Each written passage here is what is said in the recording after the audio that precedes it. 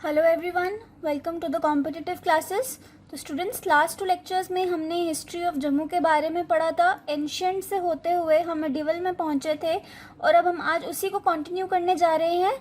Last session में हमने dynasties के बारे में पढ़ा था, बोधर्जन से लेकर राय डायनेस्टी तक, राय डायनेस्टी से लेकर धर तक, और आज हम पढ़ेंगे देव डायनेस्टी के बारे में। तो सबसे पहले देव डायनेस्टी का हम सेशन देख लेते हैं। तो it is 840 AD to 1816 AD। आपको क्रोनोलॉजी याद रखनी है, सिर्फ डेट्स और पीरियड्स जो हैं वो इतने इंपॉर्टेंट नहीं हैं, बिकॉज बहुत सारे रूलर्स आ चुके हैं इस ड्यूरेशन में, तो आप सबका याद नहीं रख सकते वैसे भी। सबसे पहले जो रूलर है इस डायनेस्टी के वो है सूरजदेव। सूरजदेव जो थे वो वज्रधर के ही बेटे थे, but he was the one to use Dev as his surname, इसलिए देव डायनेस्टी को यहाँ से स्टार्ट किया जाता है।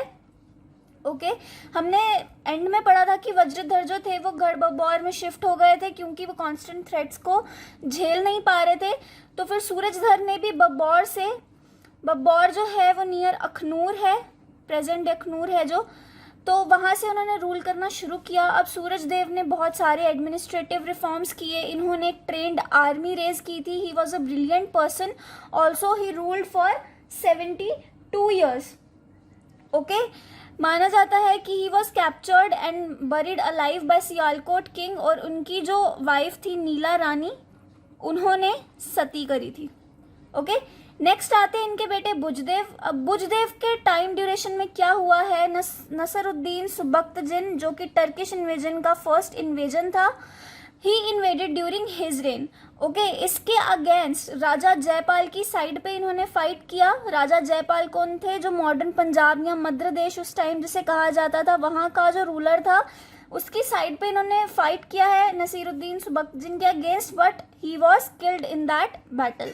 उसके बाद आते हैं इनके बेटे अवतार देव, इनके सक्सेसर। अवतार देव के टाइम पे महमूद ऑफ गजनवी जो कि इसका ही सक्सेसर था, he invaded during his period. First जो इसका अटेम्प्ट था वो बिल्कुल खाली जाता है और ये मतलब विलेजेस को प्लंडर करके साइड से निकल जाता है, but second time he was successful और ये बहुत सारी बूटी जो है वो हमारे रीजन से लेकर जाने में सक्सेसफुल हो जाता है। नेक्स्ट आता है जसदेव। अब जसदेव को माना जाता है कि जसरोटा टाउन और जसरोटिया क्लैन के जो हैं वो फाउंडर हैं। कौन? जसदेव। तो आपको ये क्वेश्चन पूछा जा सकता है बिकॉज ये थोड़ा सा आज के पर्सपेक्टिव से रिलेवेंट है कि जसरोटिया क्लैन किसने एस्टैब्लिश किया था, तो वो जसदेव ने एस्टैब्लिश किया था। नेक्स्ट आते हैं संग्राम देव। संग्राम देव ने कुछ इतना इंटरेस्टिंग नहीं किया या कुछ इतना रेलिवेंट नहीं किया, तो हम उनके बारे में नहीं पढ़ेंगे। संग्राम देव के बाद आते हैं जसकर देव। जसकार देव के बाद आते हैं ब्रिजदेव। अब ब्रिजदेव जो थे वो एलाई बन जाते हैं किसके? Mohammad Ghori. It was also an invasion. अब मोहम्मद गौरी के अलाई बन जाते हैं और ये मोहम्मद गौरी के साथ मिलकर पृथ्वीराज चौहान के साथ बैटल करते हैं। कौन सी बैटल होती है? Battle of terrain. Battle of terrain आपने इसके बारे में पढ़ा होगा। बैटल ऑफ टेरेन में ये मोहम्मद गौरी की साइड पे होते हैं। Also he is the one to find Bajpur और विजयपुर, जिसको आजकल हम विजयपुर बोलते हैं। ओके, नेक्स्ट आते हैं नरसिंह देव। नरसिंह देव के बारे में भी हमने नहीं इतना पढ़ना है। अर्जन देव। देन आते हैं जोधदेव। आप जोधदेव किसके कंटेम्प्रेरी हैं? फिरोज शाह तुगलक के कंटेम्प्रेरी हैं। आपको कंटेम्प्रेरीज के बारे में इसलिए बता रही हूँ बिकॉज आपको पता रहे कि बाकी इंडिया में क्या चल रहा था और उस टाइम पे हमारे रीजन में क्या चल रहा था। नेक्स्ट जो हमारे रूलर आते हैं वो है मलदेव। मलदेव जो है वो बहुत एक इम्पॉर्टेंट रूलर हैं बिकॉज इनके पीरियड को माना जाता है कि वो गोल्डन पीरियड था हमारे जम्मू का। ओके, इन्होंने पुरानी मंडी, जो प्रेजेंट डे पुरानी मंडी है, वहाँ पे बहुत सारी बिल्डिंग्स इरेक्ट करवाई हैं और जिनका नाम रखा गया था मल मंडी। ऑल्सो इन्होंने अपनी डोगरा कैपिटल को बब्बौर से फिर से जम्मू शिफ्ट किया और इन्होंने अपना थ्रोन जो है वो भी मल मंडी में लगाया। उसके बाद से जितने भी रूलर्स आए हैं उन सब ने मल मंडी में रहकर बैठकर वहाँ से रूल किया है। अब मालदेव के ही टाइम पे तिमुर और तैमूर ने इन्वेड किया था हमारे इंडिया में, but he retreated after plundering villages around our region. वो हमारे जम्मू में नहीं पहुंच सका। ओके, तो इसलिए मलदेव जो हैं वो बहुत इम्पॉर्टेंट पर्सन है हमारी हिस्ट्री में। मल मंडी जो है, मल मंडी के बारे में आपको पूछा जा सकता है एग्जाम में। फिर उसके बाद जितने भी रूलर्स आए हैं, अब वो उन सब ने मुगल्स का वेसल बन के ही रूल करना शुरू किया। मुगल्स का वेसल मतलब मुगल्स के अधीन रहकर ही, एज इन हमने उनकी जो सुपीरियरिटी थी उसको हमने एक्सेप्ट कर लिया और हमने उनके अंडर रहकर रूल करना शुरू कर दिया। उसके बाद आते हैं हमीर देव।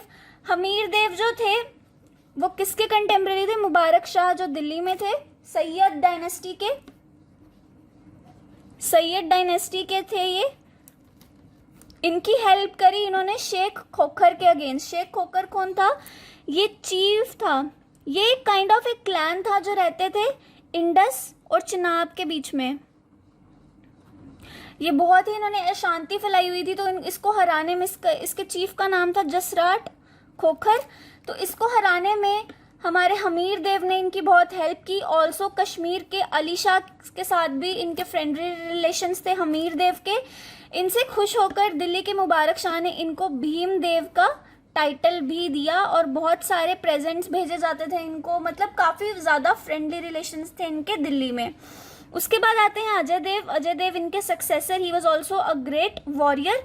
फिर आते हैं इनके सक्सेसर बैरम देव। अब बैरम देव जो है वो बहलोल लोधी के कंटेम्प्रेरी थे दिल्ली में। आपको कंटेम्प्रेरीज याद रखने हैं, इससे आपको दिल्ली और हमारे रिलेशंस के बारे में या कंटेम्प्रेरी टाइम के पे क्या चल रहा था उसके बारे में पता चलेगा।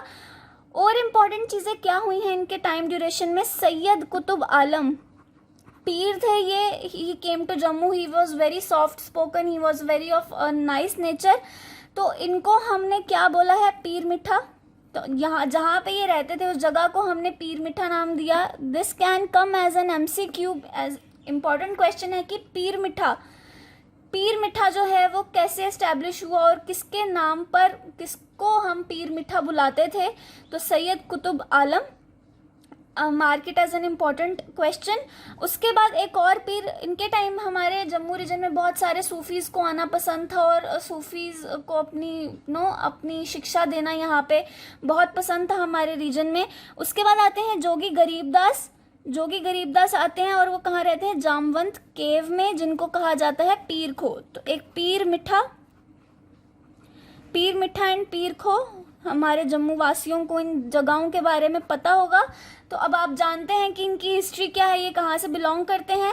उसके बाद जो इनके ग्रैंड चिल्ड्रन थे हसल देव एंड शेरा, इन्होंने राजपूत क्लैंस स्टार्ट किए, सलाथिया एंड शेर खानिया।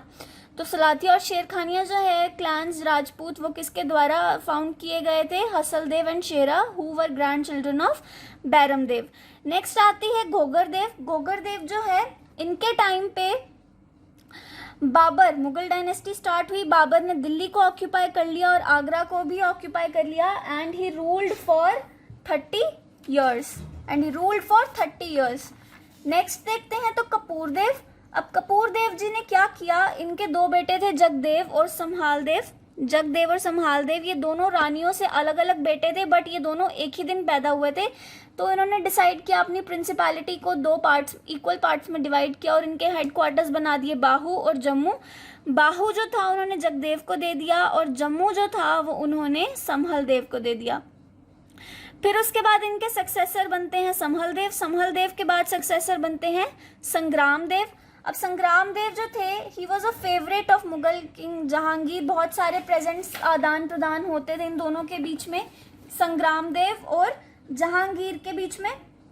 इन्होंने बहुत सारी एक्सपीडिशंस भी लड़ी हैं जहांगीर के साथ रहकर। ये साउथ के दक्कन में एक्सपीडिशंस पर भी जाते थे।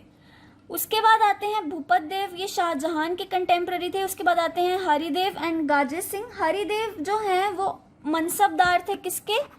औरंगजेब के ये मनसबदार थे। फिर उसके बाद गाजे सिंह, ये जो हैं ये भी अपने फादर्स के फुटस्टेप पे चलते हैं और औरंगजेब के अंडर रहकर ही रूल करते हैं। देन आते हैं ध्रुवदेव। अब ये जो ध्रुवदेव हैं ये बहुत इंपॉर्टेंट है क्योंकि ये ऐसे हैं मतलब ये जो हैं वो इंडिपेंडेंट बनकर रूल करते हैं। ये मुगल्स की सॉवरेनिटी को छोड़ देते हैं, उनके वेसल्स बनना छोड़ देते हैं और ये फिर एक इंडिपेंडेंट रूलर बनते हैं। ये बंदा बहादुर सिंह सिख क्लैन के जो थे, ओके, राजौरी में बॉन्ड हुए थे। ये इनको हेल्प करते हैं against to fight the Mughal rulers. Okay, Mughals के रूल को फाइट करने के लिए ये बंदा बहादुर सिंह की हेल्प करते हैं, जो कि बहुत फेमस पर्सनालिटी हैं हमारे सिख क्लैन में। ओके, ये अपनी टेरिटरी को कंसोलिडेट करते हैं आगे पीछे की, और ये बिल्ड करते हैं मुबारक मंडी।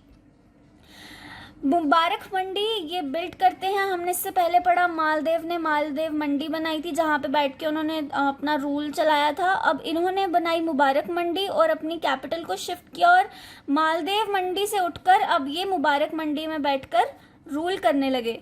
उसके बाद इनके 4 बेटे और एक डॉटर थे।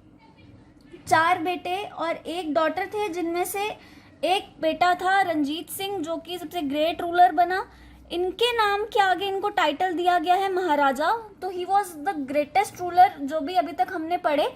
रंजीत देव जो थे ये सबसे एल्डेस्ट सन थे। इनका टाइम पीरियड आप देखो तो 1733 टू से 1782 AD.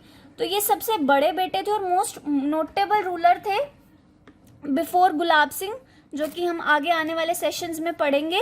Okay, he was captured twice. इनको दो बार इनको कैप्चर किया गया। एक बार इनको मुगल्स ने कैप्चर किया because he disobeyed the orders, he was not a vassal of Mughals. ये भी एक इंडिपेंडेंट रूलर बन चुके थे।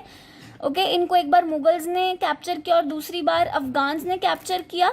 उसके बाद ये बहुत इन्होंने अपना रूल एक्सपैंड किया in the hills near around and plains as well.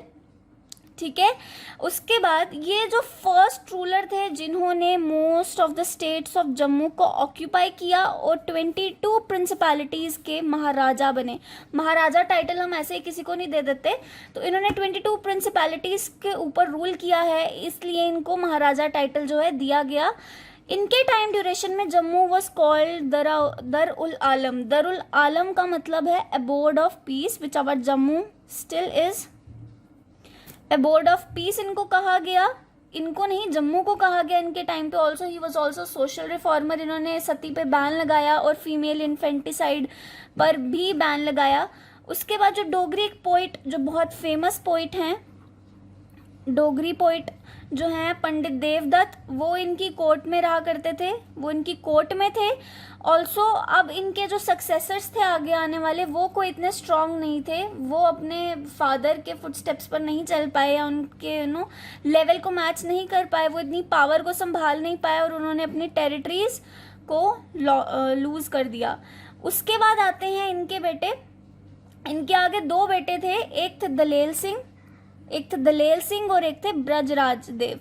Brajraj देव ने थ्रोन संभाला but he was very mischievous, और इन्होंने दलेल सिंह अपने भाई को मरवा दिया बाय मियाँ मोटा।